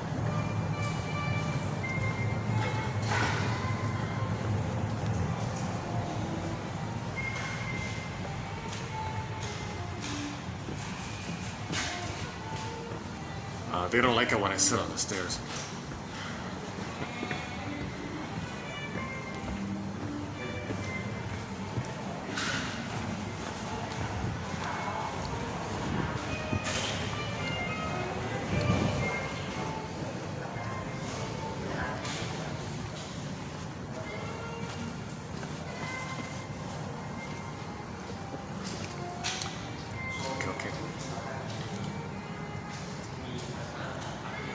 Okay, the wayward princess from long, long ago, once upon a time.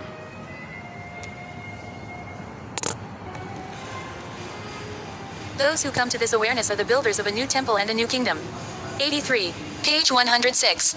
There is a Sufi story that was brought to my attention independently by 3 analysts identified with the scapegoat archetype. It expresses the positive meaning of the scapegoat as the carrier of a new order. The wayward princess. A certain king believed that what he had been taught, and what he believed, was right.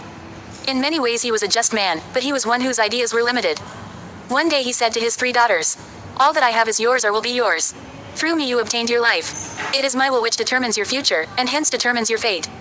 Dutifully, and quite persuaded of the truth of this, 2 of the girls agreed. The 3rd daughter, however, said, "Although my position demands that I be obedient to the laws, I cannot believe that my fate must always be determined by your opinions." "We shall see about that," said the king. He ordered her to be imprisoned in a small cell, where she languished for years. Meanwhile the king and his obedient daughters spent freely of the wealth which would otherwise have been expended upon her. The king said to himself, "This girl lies in prison not by her own will, but by mine. This proves, sufficiently for any logical mind, that it is my will, not hers, which is determining her fate." The people of the country, hearing of their princess's situation, said to one another, "She must have done or said something very wrong for a monarch, with whom we find no fault, to treat his own flesh and blood so." For they had not arrived at the point where they felt the need to dispute the king's assumption of rightness in everything. From time to time the king visited the girl. Although she was pale and weakened from her imprisonment, she refused to change her attitude. Finally the king's patience came to an end. "Your continued defiance," he said to her, "will only annoy me further, and seem to weaken my rights, if you stay within my realms. I could kill you, but I am merciful. I therefore banish you into the wilderness adjoining my territory. This is a wilderness, inhabited only by wild beasts and such eccentric outcasts who cannot survive in our rational society. There you will soon discover whether you, page 107, can have an existence apart from that of your family, and, if you can, whether you prefer it to ours." His decree was at once obeyed, and she was conveyed to the borders of the kingdom.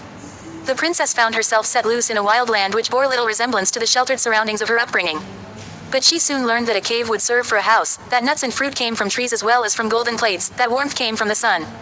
This wilderness had a climate and a way of existing of its own. After some time she had so ordered her life that she had water from springs, vegetables from the earth, fire from a smoldering tree.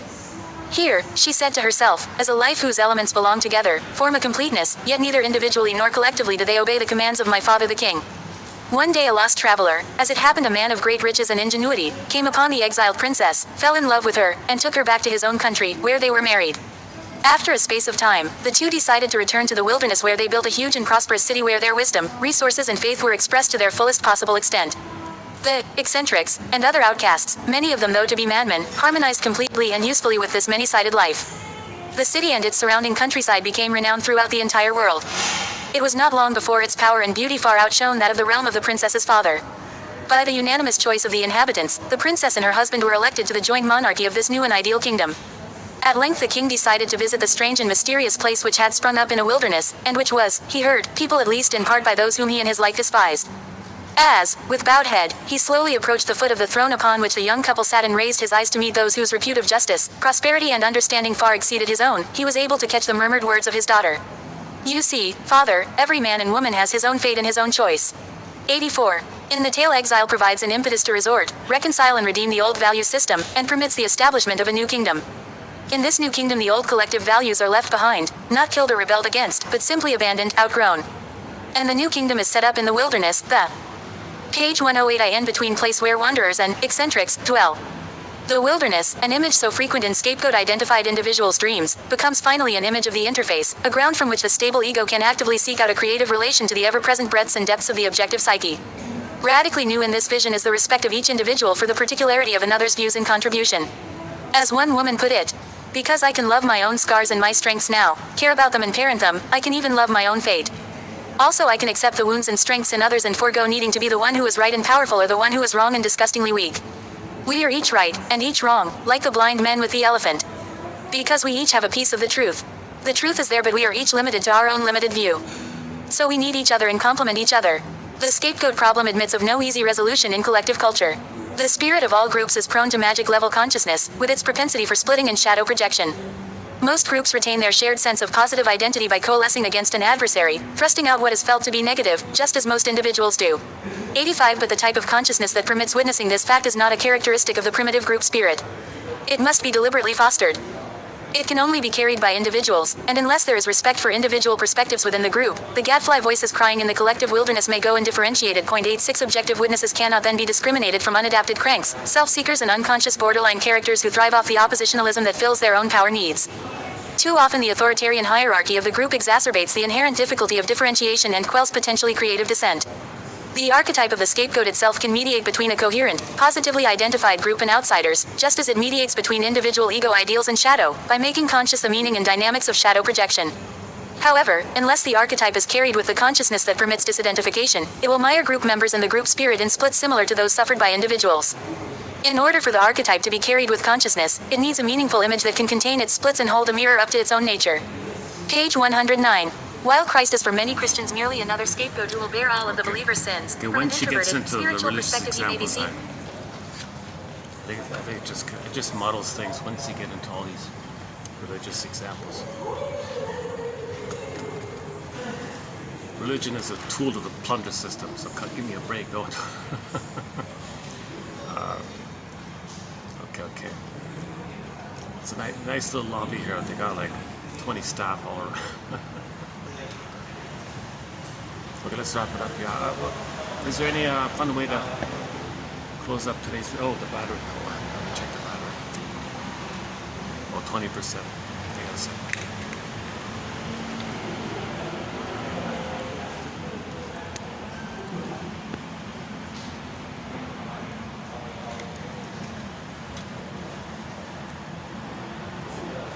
I still feel something's missing. I feel like I'm missing something with the scapegoating topic.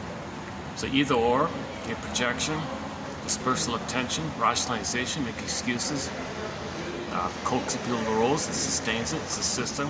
You have the victim identifies with it. Now the victim, the scapegoated one, because he experienced this and can face it, he knows about the family system overall, so he might be a person who ultimately is the quote-unquote spokesperson for everybody, or I don't know, or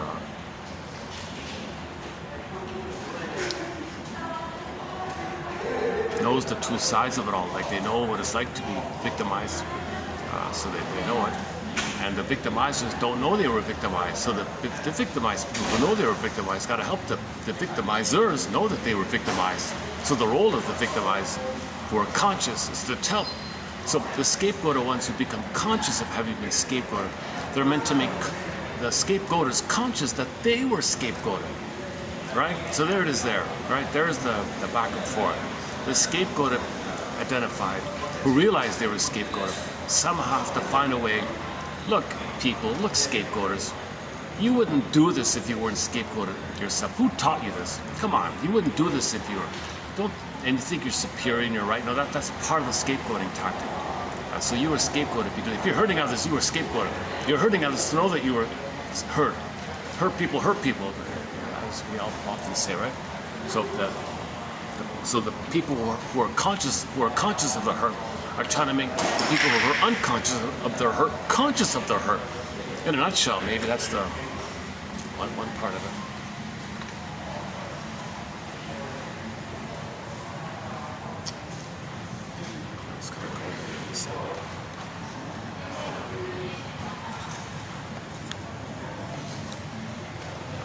What about this side? This side. Oh.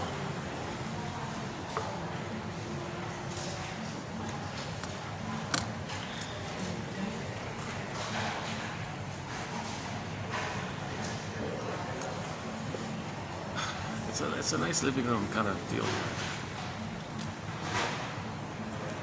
Okay, what else?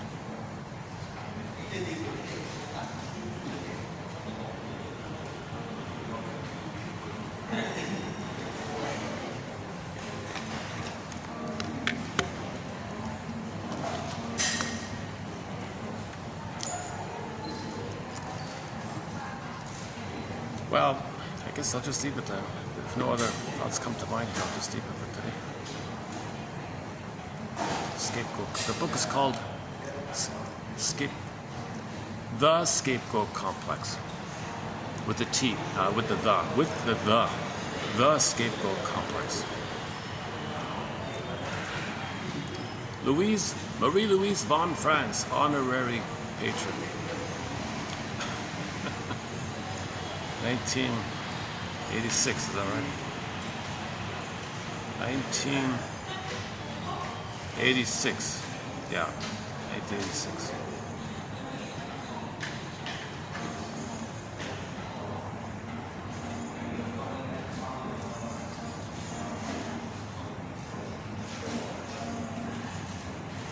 Okay, this phrase, the chosen idea, yeah. So in the family system, let's say the parents have 5 kids.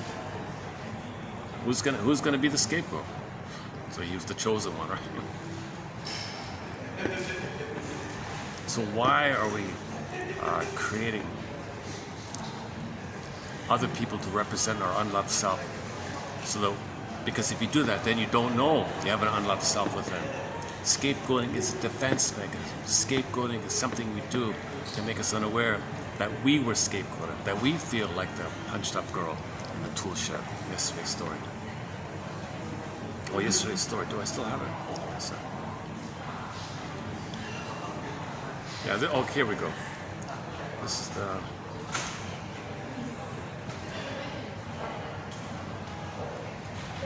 Okay, this is what I was talking about earlier. So yesterday we discussed. I read out this book here. The ones who walk away from Omelas. Oh, Salem, and then the O is in the front. Well, that's what confused me. Okay, the O represents Oregon. And then the Melas is the reverse of Salem, the city in Oregon. Well, that's how she got the name. Oh, for Pete's sake, so that's what it was. She said she first learned it from Dostoevsky, and then she found it again by William James, and she said she's got to create her version of it. So back in the 70s, she did her version of it.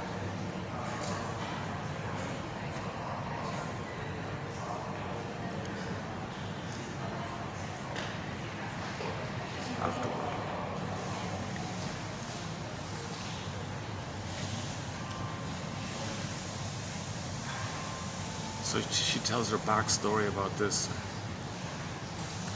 then tells the actual story. It published in '73. Since I published this, no story that I've written has been reprinted so often or brought me so many letters. Readers ask me all these questions. The conclusion was, I like her conclusion.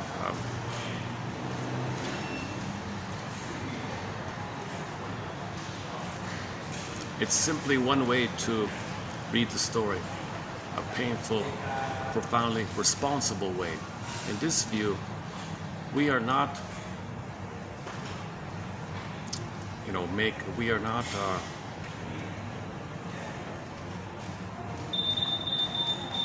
okay, sorry, the conclusion is Omelas already exists. No need to try to build it. No need to try to make it. So this story about a so-called utopia, should we make it? No, you don't gotta make it. It's already here. You got this fake utopia, and it exists at the expense of your soul. Outwardly, at the expense of poverty out there, people party at the expense of others. So it's already there. So she's trying to tell you, this utopia is not a real utopia. Omelas already exists.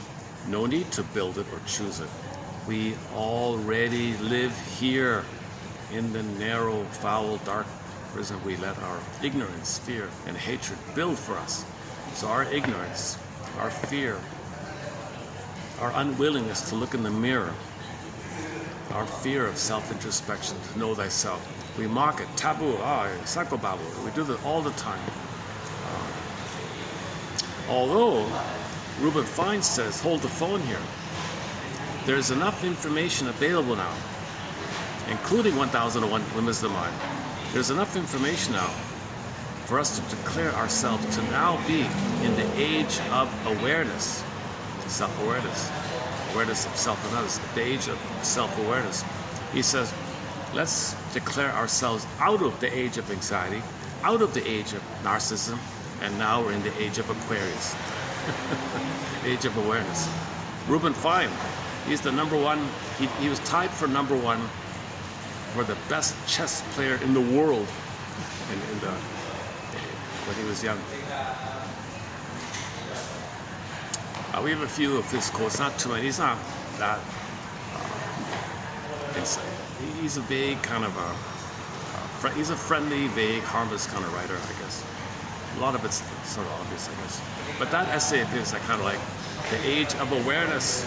Come on, people, we're in the age of awareness. I'm telling you. Think about it, and I thought about it for a minute. In the word of the year by the Merriam-Webster Dictionary Company was gaslighting. The word of the year was gaslighting. What are the words?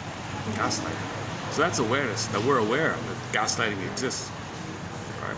That mothers say, you don't feel that. Yes, I do. No, you don't. Yes, I do. No, you don't. I don't. Oh, I don't. Oh, baby was gaslit. Deny the reality of the baby's vital self, core self, real self, true self, feelings, needs. Then anger implodes in. He becomes an OCD freak, a paranoid freak, a depressive freak. Or if it leaks up, it becomes upset, it becomes hysterical, impulsive, or acting out. Malice already exists. We don't need to build it. It's been here for 10,000 years. Malice has been here. We've had it for 10,000 years. Not the city in Oregon. We already live here in the narrow, foul, dark prison. We let our ignorance, fear, and hatred build for us and keep us here in the splendid, beautiful city of life.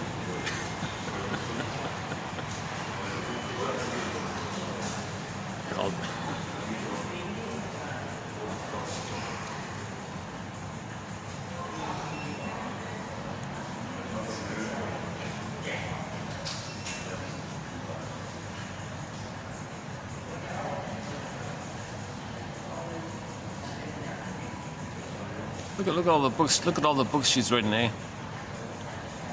Novels, all these novels.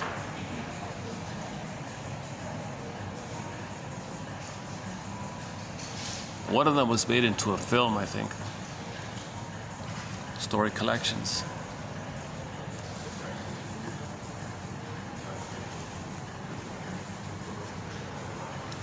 One was the Earthsea series, the Earthsea or something like that, right? The Wizard of Earthsea, not the one.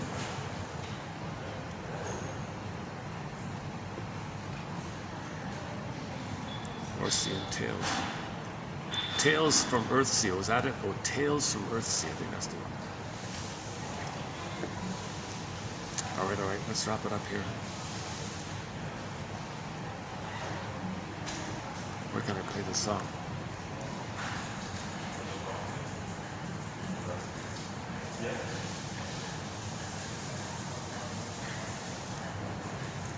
Let's pick it. How's the battery? Can I do without the battery? Just barely. Okay, let's pick a song. When the song ends, I'll let you stop on it for today. There may or may not be a part 5. Let's see how it goes. I feel like I'm missing something with the skateboarding topic. I feel like I'm missing something. There's a key. There's something key. I'm missing something. What is it?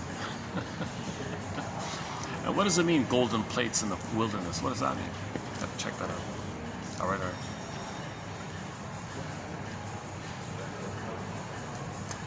Let's pick a song.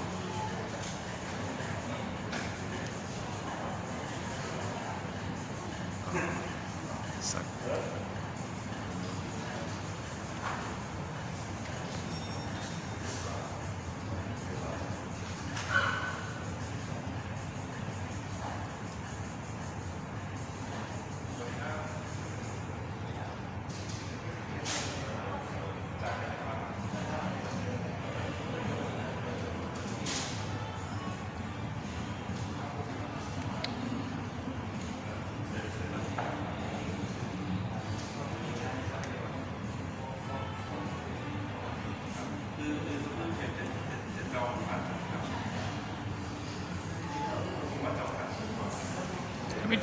Let me try a new one.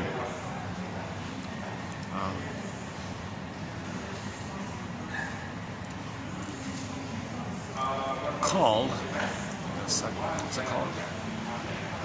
From the album Destiny. Destiny. I'm just experimenting with their songs here. Destiny album. What is it? Destiny. The second album is called Destiny.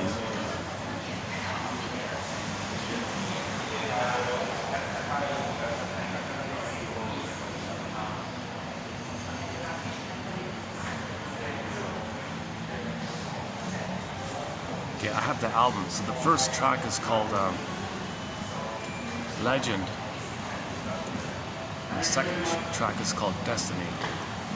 Okay, let's just play the first song called Legend, whatever it's about. Okay, when this song ends, I'll hit the stop button. May these quotes inspire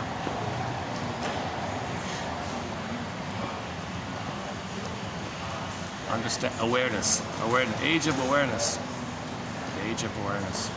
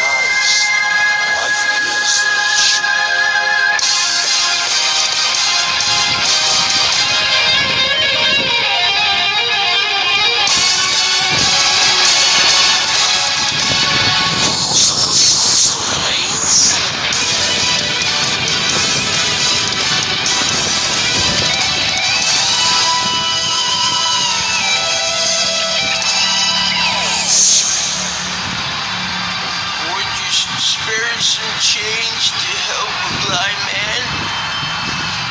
Friend, hello? Can you spare some money for the blind? Spare some change, a few pennies to help a blind man?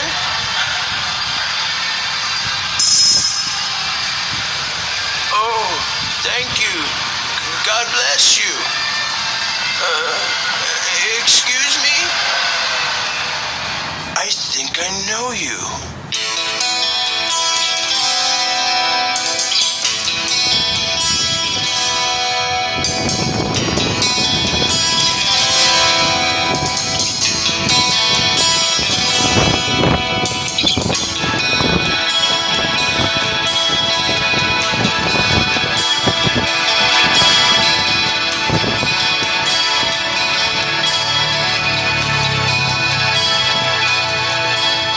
Say, is there someone